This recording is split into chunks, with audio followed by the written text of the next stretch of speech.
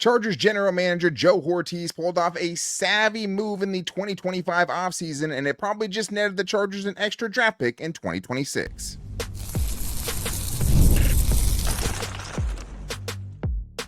You are Locked On Chargers, your daily podcast on the Los Angeles Chargers. Part of the Locked On Podcast Network, your team every day.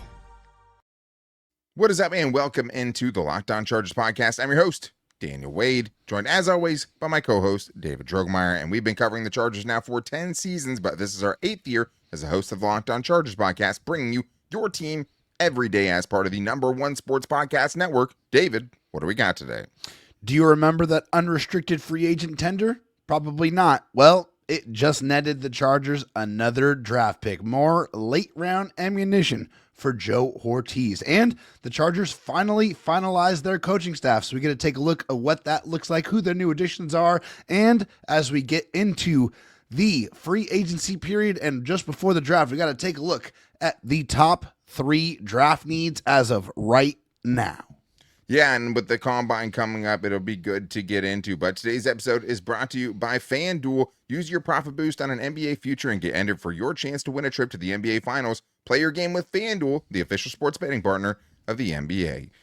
David, Daniel Popper put out an article last week in one of his latest mock drafts, and what he said in it was that over the cap has now the Chargers getting a 2026 compensatory pick in the 6th round because of J.K. Dobbins. This is something that we did not expect at the beginning of this. There was no compensatory pick for the Chargers, meaning that they only had only had 5 picks going into the 2026 draft, which kind of sucked.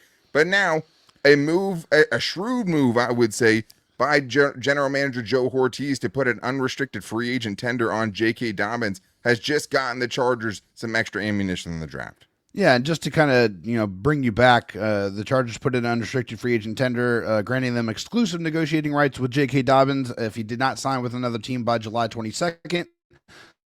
And the Broncos signed him on June the 11th. So that is kind of what went into, partially what went into this actually coming to fruition for the Chargers. And this was a tag that is very, very seldomly used. It's not something that's very popular. I think there's really only one other team that used it, and it was the Browns, who used it on a wide receiver, but that was it. Like, it's just not something that you see a lot. You see a lot of other tenders being used. This was one that I remember quite vividly having to look up because I had never heard of it. I didn't think it was a real thing, but it is a real thing, and it's another example of Joe Ortiz just doing anything and everything he possibly can to get more ammunition to improve this football team. And this was one that felt like a shot in the dark at the time, but it has come home to cash.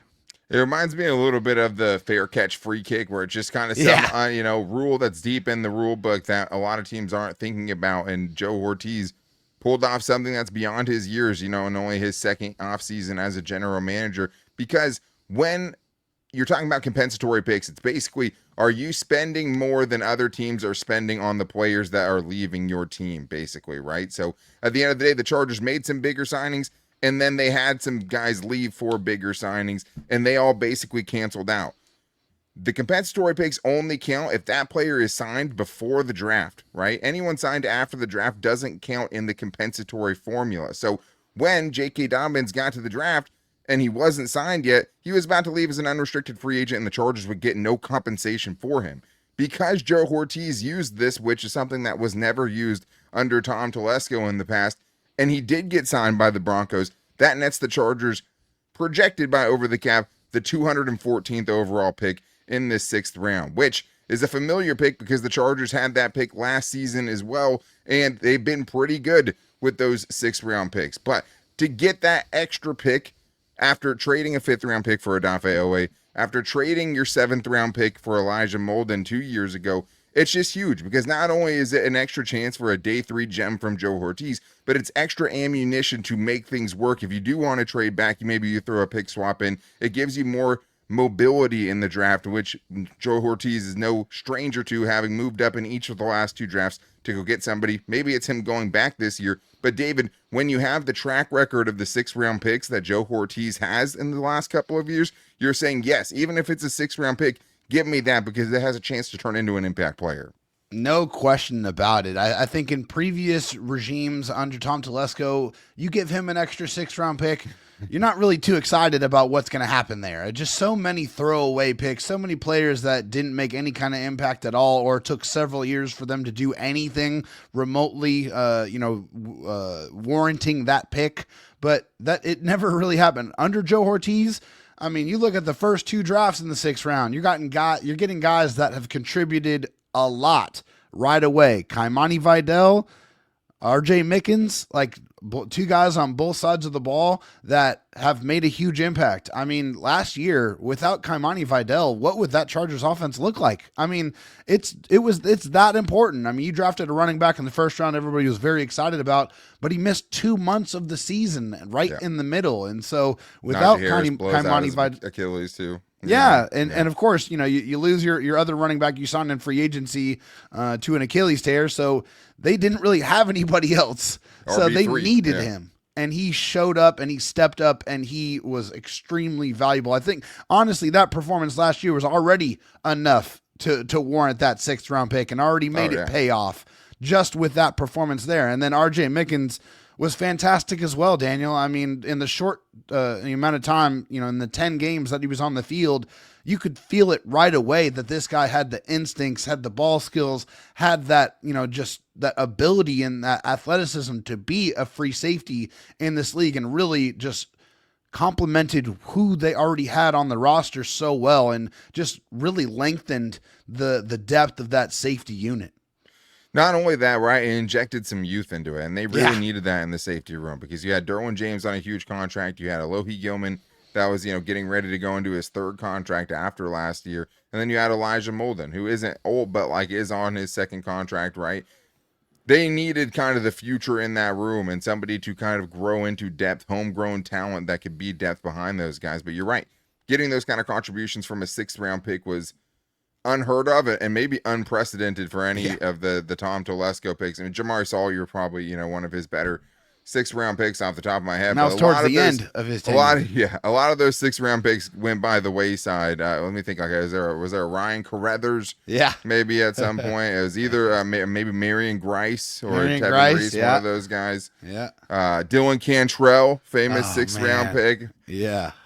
Here's another one for a blast from the past. Joe Reed. Anybody remember Joe Reed, the return specialist that was going to be a great wide receiver as well? Yeah, I mean, there was a lot of 6th-round picks that went by the wayside. But I think when you're looking at him and you're basically saying, hey, you're 2 for 3 right now on your 6th-round picks and getting contributors there with a Kaimani Vidal, who obviously proved last year that he deserves to be in this league, and then RJ Mickens. Vidal played 536 offensive snaps for you last year as a 2nd-year 6th-round pick. RJ Mickens, to your point, didn't play until week 6 and still ended up playing 353 defensive snaps for you, while also snagging 2 interceptions on 10 targets and having a passer rating allowed on an incredibly small sample size of 8.3, which will be one of my favorite offseason stats that keeps coming up. But most importantly, got a trusted player at free safety to the point where it feels like if you ran it back with Tony Jefferson and him on the back end with Elijah Molden, you don't have that much to do with that, in that room because you're getting cheap, really good play from, a 2nd-year player, hopefully, and RJ Mickens. And just in general, David, Joe Hortiz has been really good on day 3. So give him as many day 3 picks as he wants. Absolutely. More ammunition. They're not throwaway picks. Like this is opportunities for your scouting staff to really show out, right? They do all the work all year round to try to get information on these guys, and they're all going to have their guys, right? And I think towards the end of the draft, I think that starts to manifest itself a little bit more in those picks. You got, you might have a scout pounding the table for somebody that they're really, really sold on the traits and what they think or how they fit into the scheme and what they bring to the table. And like the last few years, they have been money. They have been fantastic getting guys that are going to contribute to both sides of the ball for hopefully several years to come.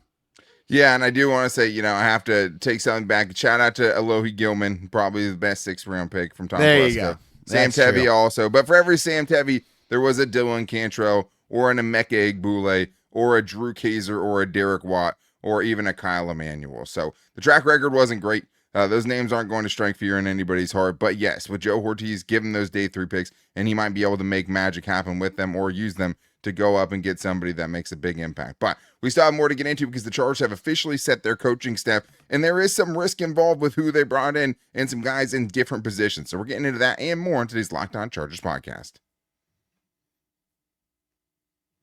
Tax season doesn't have to take over your life. This year, TurboTax is making it easier than ever to just hand things off and move on with your day, because with TurboTax Full Service, you can have your taxes done for you by a trusted local expert, start to finish, without the stress or the guesswork. Instead of spending hours trying to figure out forms, you can meet with a local TurboTax expert in person or connect online, and they handle everything from W-2s to self-employed forms and work to get you every single deduction. You can upload your documents, go about your day, and get updates right in the TurboTax app. It's a huge time saver and gives real peace of mind knowing an expert is handling it. That's why I always use TurboTax. But for a limited time, you can have your taxes done by a local TurboTax expert for just $150 all in. If a TurboTax expert didn't file for you last year, just file by February 28th. Take taxes off of your plate and get back to your life. Visit TurboTax.com/local to book your appointment today. David, some more news that came out over the weekend was the Chargers finally putting out their official coaching staff. And I think when we talked about Sanjay Law sticking around on Friday, we had said, like, it feels like any day now they're going to announce this full list. And there was maybe some guys in different titles than we thought. We basically talked about almost all of these guys, but now it's pretty official. And it doesn't mean it can't be added to at this point, right? There's nothing that says you can't add more guys. But for the most part, the guys that they have now, David, is the crew that they're rolling with. What did you think of it? Yeah, I mean, I think it's a pretty solid list. There's a couple of guys out there that are a little bit confusing to me, even still to this day, even now. But I like the mix. I like the mix of experience, guys that we've seen get the job done with Butch Berry on the offensive line. Obviously, with Adam Gase, he's got a ton of NFL experience. Has been gone for quite a few years, so he's making his comeback. So that one's probably the one that's a little bit puzzling to me. And then, of course, you see the relationships. You see the previous coaches that have coached under Mike McDaniel come back to rejoin him here in Los Angeles. Which we always knew would probably happen, right? But the full list of new coaches, right? Butch Berry taking over for Mike Devlin as the offensive line coach. No run game coordinator title for him there. Adam Gase is the pass game specialist, not coordinator. We'll talk about that a little bit more. Max McCaffrey, running back coach, taking over for Keel McDonald. Chandler Henley is the tight end coach. We weren't sure about that. Taking over for Andy Bischoff. Then you have Denzel Martin, the new assistant outside linebackers coach. Sean Spence, the new inside linebackers coach, taking over for Navarro Bowman. And then Julian Campenny, an assistant defensive line coach. And also one more guy that we didn't hear about, Rob Everett. That was the only new name that I don't think we had discussed at all before that. Not to be surprised, right? Miami offensive assistant in 2024 and 2025.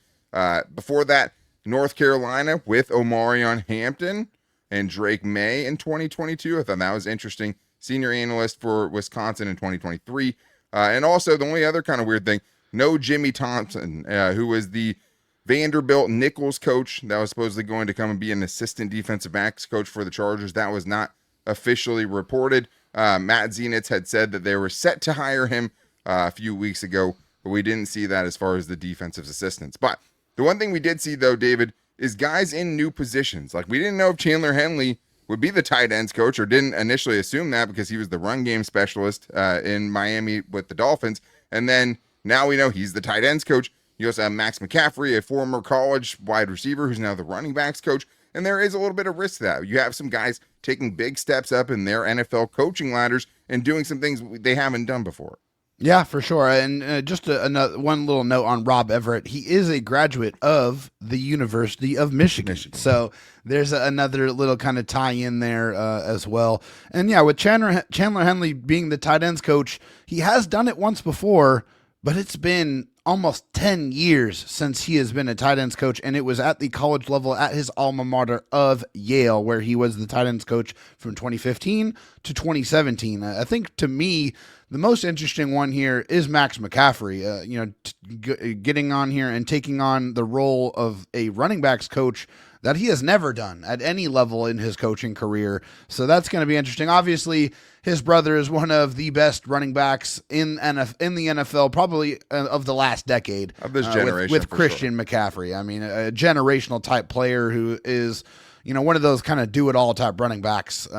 If we can get him to rub off a little bit on his brother and take some of that magic and put it into the Chargers running backs, then I'm all for it. But yeah, it's something that's going to be an interesting learning curve for him. He's going to have to figure it out. Hey, this is a mark of a coach, right? We'll have to see what he's going to be able to do. Fortunately for him, he is working on a staff that has a lot of really tenured coaches, with Mike McDaniel as the offensive coordinator, and obviously Jim Harbaugh, who has been a coach for a very, very long time. Yeah, and has been, in charge of some really good coaching staffs in general, right? And putting together some really great staffs. I think when he came into the league, John Harbaugh, of course, biased brother, had said, nobody builds a staff like Jim Harbaugh does. And outside of Greg Roman and probably Mike Devlin, I think there was a lot to like about his staff. Obviously getting some major changes this year. But yeah, it does come with some risk, because it's hey, just because, Max McCaffrey is Christian McCaffrey's brother doesn't mean he knows how to play running back, right? No. Or knows how to coach running backs. But at the same time, he might not know how to coach any running back in any offense, but he does know what Mike McDaniel expects from his running backs in this offense. That's what he knows. Chandler Henley knows what those tight ends are going to be expected to do in the Miami Dolphins offense. And he is someone that's worked with offensive lines before. He's worked as quarterback coach before. So he knows kind of what to expect, and is, now in a spot where the tight end coach is a little bit of a different kind of position coach, because you're teaching a lot of blocking stuff and you're teaching a lot about the passing game and, the routes they have to run and things like that. Whereas if an offensive lineman, you have to pass protect and run block, right? You're not having to do that and go out and catch passes. So tight end is a very unique job in that way. But I do think, yes, there is an amount of risk into having, these guys take NFL position coach jobs for the first time at this level, right? And just expecting every young kid to be the next Chris O'Leary, or Jesse Minter, or young kind of wonderkin. It's hard to assume that. Obviously, I trust Mike McDaniel to put his staff together as the head coach of the offense. These are the guys that he picked. Yes, the Adam Gase one is still weird. But it's also just a little bit weird is just to not have given out the titles of run game coordinator or pass game coordinator. Obviously, it's such a hot button kind of position, David, where you have pass game coordinators like a Nate Shieldhouse under Sean McVay and under Mike McFleur getting head coaching interviews as the third guy in an offense, meaning it kind of is that position now, the next guy behind the offensive coordinator. And in Nate Shieldhouse's case, the guy who took the offensive coordinator job when the other guy left. The Chargers didn't go that way, right? Pass game specialist is Adam Gase. They didn't get a run game coordinator, which is something that Andy Bischoff had in his title before. So I just thought that was interesting. Really, on either side, they didn't end up going with those titles. Yeah, I'm not sure what went into that. They do have guys on the offensive staff that have done that, and in previous roles at different places. Obviously, with Chandler Henley, he was the running game specialist for Mike McDaniel for several years, so he has experience doing that. He doesn't have that title with the Chargers here, but he has experience doing that, so I think that's important. Obviously, with Adam Gase, he's been a head coach, been an offensive coordinator, he's been around the NFL for a very, very long time, although not recently, but he has experience there. So, it is interesting that they don't have those titles officially, and I wonder what that means, or how that's going to look like, or how that's going to impact what this coaching staff is going to be. But I will say I wholeheartedly trust Mike McDaniel. Yeah, and I think the thing that's hard is the rules are so subjective, right? It is a seemingly high spot in the NFL hierarchy in trying to become a head coach. The best way to do that is to be a hot offensive mind, and the next step down from that, being a hot offensive coordinator, seems to be a passing game coordinator right now. They didn't give that title out. Maybe they just knew I'd be extra upset if Adam Gase was the passing game coordinator, and I'm not as upset because he's just the passing game specialist, where it's are you Marcus Brady or are you Mark Trestman, right? That is, I think, the hard thing here. But obviously, again, Mike McDaniel is going to be here. He has every incentive to just blow the roof off of this thing and get another head coaching job next year. These are the guys that he thinks are the best to do that, right? And so you have to trust him. Obviously, you hope that he had full reign as the head coach of the offense, do whatever you want, but like it did feel a little bit like Max McCaffrey is the running back coach because they couldn't make him the wide receivers coach because they wanted to keep Sanjay Law a little bit, right? Like there is some of that in there where it's like, okay, is everyone where they should be best? That's something that's going to have to play. It does feel that way. It does feel that way, at least in that case, that very specific case. But besides that, though, I like the group of guys. They're definitely going younger. They're definitely trying to find new up-and-coming guys because a lot of the other guys already have great jobs, and maybe these are the next guys to follow in the footsteps of the young offensive wonderkins of, before them, right? So we do have more to get into, though, because I do want to, with the draft combine coming up this week, talk about the Chargers draft needs. If they had to enter the draft right now, because guess what? You don't know who's going to get re-signed in free agency, right? So if they had to draft right now, where would things stand? We're going to review our top 3 draft needs as of right now and more in today's Locked On Chargers podcast. First, I need to tell you guys about FanDuel, because with FanDuel right now, they have a very special offer. If you've ever wanted to experience the NBA Finals live and in person, FanDuel is giving you the chance to turn that dream into a reality with their NBA sweepstakes. Here's how it works. Use your profit boost on any NBA future and you'll automatically be entered for a shot to win an NBA Finals trip for 2. That's right. Flights, tickets, the whole experience. Cross it off your bucket list because you did it with FanDuel potentially. So if you're already looking at the board and thinking about which team can make a deep run, this is the perfect time to lock it in. I love futures this time of year, whether it's picking a team to win the championship or grab a conference title. It adds that extra layer of excitement to every game down the stretch. And with the NBA specifically, it feels like the time of the year where you're starting to actually figure out who these teams are. The teams actually start trying, and the best players start to play even more right now, which is something you can't say through the, for the entire season. But right now, if you do that futures bet, you have an extra chance to get something really special. So visit FanDuel.com to get started. Use your profit boost on an NBA future and get entered for your chance to win a trip to the NBA Finals. Play your game with FanDuel, the official sports betting partner of the NBA.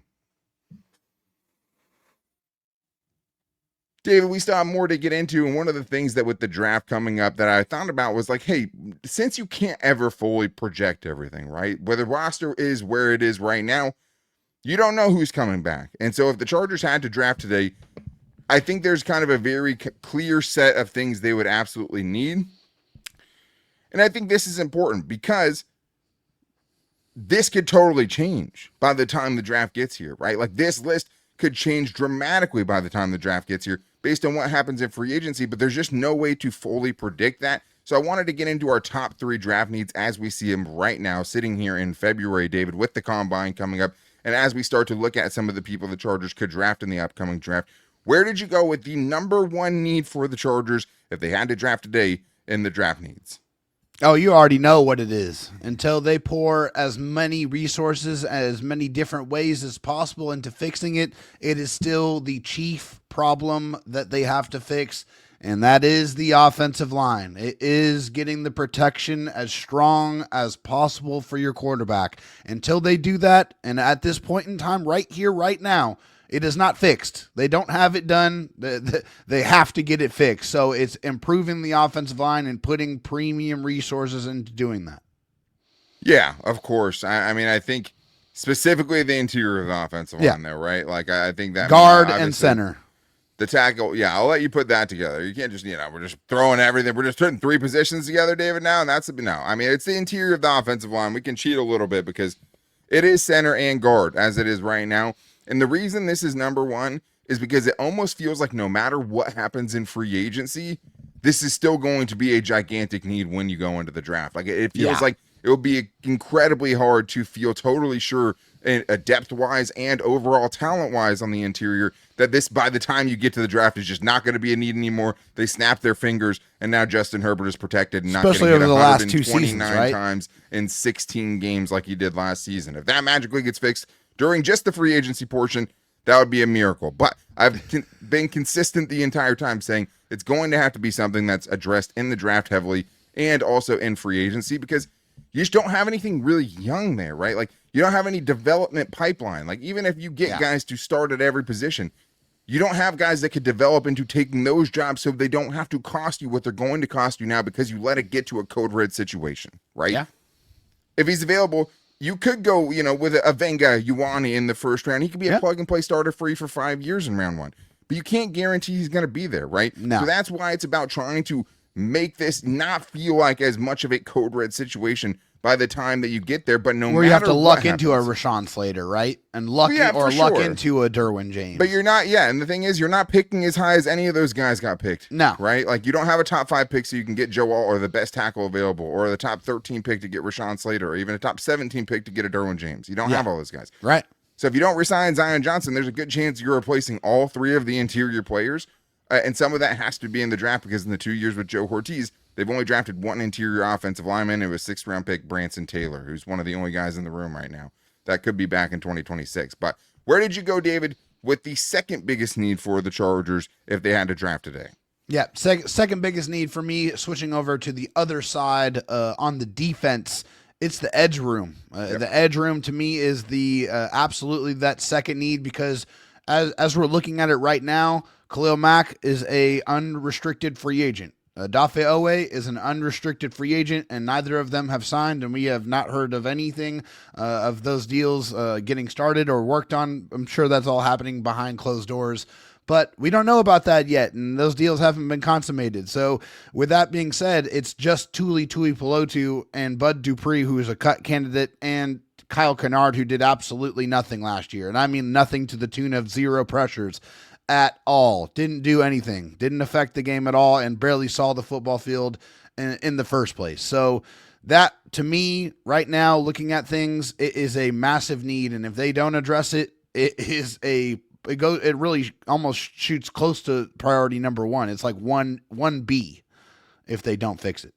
Yeah, and that's, maybe it feels differently. Maybe it could leapfrog into your offensive line if that's the way they handle free agency and they pour a ton of resources into it, right? But as it stands right now, you're totally right. And I think the reason it's second on the list, whereas interior offensive line was so, easily the top option, is because it feels like even if they get one of Khalil Mack or Dafe Owe, it's still a huge need, right? And that's why it's second on my list, because it doesn't feel like we're going to get to the draft and edge rusher is just not going to be a need anymore. It feels really hard to believe that. Unless you brought back Khalil Mack and Dafe Owe and you extended Tuli Tuipulotu, okay, that's fine. Maybe you can wait a little bit longer, but still, like, you have to have the next kind of generation of pass rusher, right? Or the next guy to be that third edge rusher for when Khalil Mack's gone, even if you have the other 2 guys in the room. So I think that it is going to be a big need. Right now, it's a glaring need because you don't know what the future is going to hold for Dafe Owe and for Khalil Mack. And so right now, that has to be number 2. Where did you go for number 3? Yeah, number 3, I went back and forth because there's 2 position groups I'm looking at, and to me, it's linebacker and interior defensive line. And the reason why I go back and forth is because I like a lot of what they have on the interior of the defensive line. Also, with them bringing back Tierre Tart, they could obviously easily bring back Deshaun Hand. They have Jamari Caldwell that's under contract, who just came off of a really, really nice rookie season. To me, I felt like he played very, very good football. So I like the pieces that they have in the room, but I still would love to have somebody that can really be a force and a wrecking ball in the middle as a pass rusher and really get after it. And we haven't really had that in a very, very long time. And the reason why linebacker was also in my mind is, Denzel Perriman is an unrestricted free agent. Troy Dye is really the only one that's under contract. Junior Colson is going into year 3 after hardly ever seeing the football field. So I just think there's a lot of uncertainty in that room. So to me, those are the 2 positions that I think are pretty close in priority for me. Agreed. I went back and forth in the same one. Honestly, it was to the point where I was like, whatever one David doesn't do, I'll probably try to give the argument for the other one, because I do think it's defensive line, because if I'm going to have like a close position group right now, right, Ty goes to the trenches. We put that on a t-shirt, right?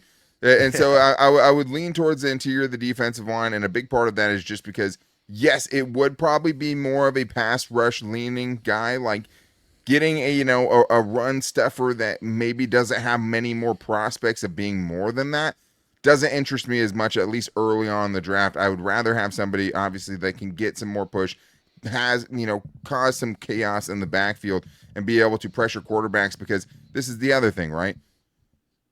the top 10 defensive linemen, according to all the ESPNs and anonymous executives and players and front office people, all of those defensive linemen were picked in like the first round, 8 out of 10 of them, right? All of them were picked on days 1 or 2 in the draft. You have to spend resources there, right? Because like, look at the defensive lines that have won the Super Bowl, right? Last year, that Seahawks defensive line was insane. Like, they had monsters. The Eagles the year before that, monsters. The 2 years before that, you had Chris Jones kind of peaking, right? The year before that, it's Aaron Donald. So like, there's only so many kind of common denominators you can find in these championship teams, but it feels like those defensive lines and the teams that are investing in the defensive line are the teams who are doing big things in the postseason, and it just becomes a lot harder and can be, to use one of David's words, a force multiplier, right, to help out your edge rushers, to help out your corners, to help out the back end when you have guys who can wreak havoc in the interior. So I would agree with you, but yes, a longtime running mate with, Dan Henley coming off somewhat of a down year. You have Troy Dye in a contract year this year, right? And then you have a guy like, a Marlo Wax, who's maybe some untapped potential, and a Junior Colson, who's kind of in the Kyle Kennard group of, you can't really expect anything. You can't really just assume they're going to have that Justin Aboigbe kind of resurgence and go from not playing at all to playing a huge role. And you kind of have to treat it personnel-wise like those are big needs. And that's why I think it lands, potentially on the outside looking in of this list, but is in the argument for it, right? Is in the conversation as one of their biggest needs for sure. Maybe that's something they address in free agency. We'll see. But that's going to wrap things up for today's show. You know what wasn't on the biggest list, David, of needs for the Chargers? Tight end. And that's where we're talking on the bonus show today, because Daniel Jeremiah had Kenyon Sadiq as the Chargers pick at 22 overall. And the thing is, the last couple of mock draft 2.0s that came out came to fruition. So make sure you guys are back here later in the day for the bonus show. But until then, to make sure you never miss it, go subscribe or follow for free on the Locked On Chargers YouTube channel and listen wherever you get your podcast from, as well as finding all of the shows every day on our social media at Locked On OAC on Twitter, at Locked On Chargers on Instagram, and our Locked On Chargers Facebook page. Hope you guys are enjoying the extra content. If you want even more, you can join the Locked On Everydayer Club and get an ad-free audio version of this podcast, and you can find it in the show notes. $5 a month, just a little extra. You get that. No ads in the audio form of this podcast, which is cool. But also, you get access to the Locked On Chargers Discord channel that we're building in there. So make sure you guys check that out. But more importantly, make sure you're back here later on today for the bonus episode talking about Kenyon Sadiq at 22. But until then, guys, take it easy and go Bolts.